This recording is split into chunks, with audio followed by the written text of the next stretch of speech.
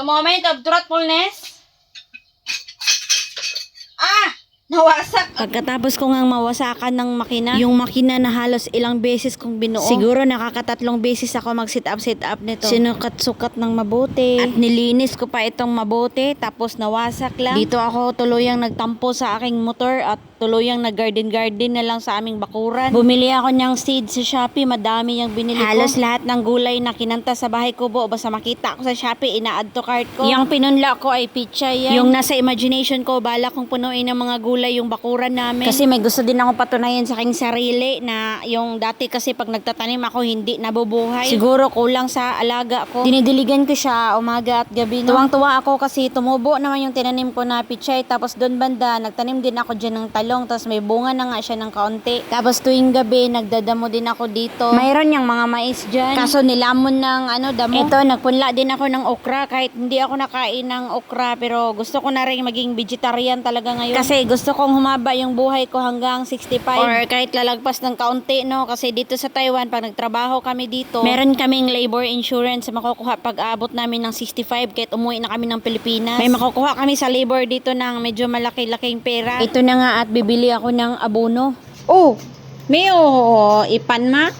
没有嘞， Tusaw na ga. 那个400、420 Super Air? Tata. 太大了 Uy, glad suga. 啊！ Suga. Tawang-tawa nga ako no kasi yung abono hindi man pwedeng bumili ng tingi-tingi. Tapos sabi ko, yung aabonuhan ko 4 na puno ng talong lang. Sabi ko hindi na lang ako bibili kasi kadami anhin ko man yung isang sakong abono. 不用，给你用， Uyong ma? 给你用了。 Lupan, shishine. Ang bait ng matanda, binigyan lang akong abono. Gagi.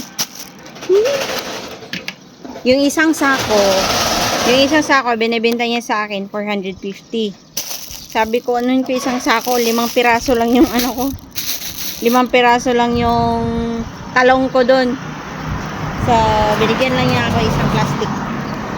Pagkadating ko sa bahay, no, inabunuhan ko kaagad yung mga pananim ko. Tuwang-tuwa na ako kasi matataba. Tapos may mga bunga na talaga. Yung talong nga, binilan ko na ng itlog kasi naghanda na ako na ituturta ko na to pag lumalaki ng konti. Kaso nung umulan, binaha yung pichay. Kasi nakalimutan ko palang butasan itong aking mga pinaglagyan sa kanila. Medyo nalungkot ako no kasi malalaki na sana. Tapos para silang nabuwal sa lupa kasi lumambot man yung lupa. Dali-dali kong ginuha yung soldering iron ko at binutasan ko ito. Tapos inayos ko to ulit. Nakakalungkot, mataba na sana. Pero naniniwala ako na makarecover pati sila. Sa sobrang dedicated ko mag-farming, nagawa na ako ng page na Frustrated Farmer. Kaso nung sumunod na linggo, nadagdagan yung lungkot ko kasi napansin ko na may uod. At unti-unting kinain ng uod yung dahon ng pichay. Tapos nung sumunod, may nakita akong mga taklong. Pati yung talong, inaatake na din. Sa sobrang inis ko, hinakot ko lahat ng mga taklong dito at pinakain ko na lang sa kanila lahat. Sige, sa inyo na lang yung mga pananim ko. Pero hindi pa to the end, guys. Siguro sa susunod na pagtatanim ko ay pag-aaralan ko yung pest control. Kasi inisip ko ayaw ko sana mag-spray kasi para healthy yung kainin ko na mga gulay. Walang mga pesticide. Yun lang guys. Thank you for watching. Sa ngayon, babalik na lang muna ako sa pag-aayos ko ng motor.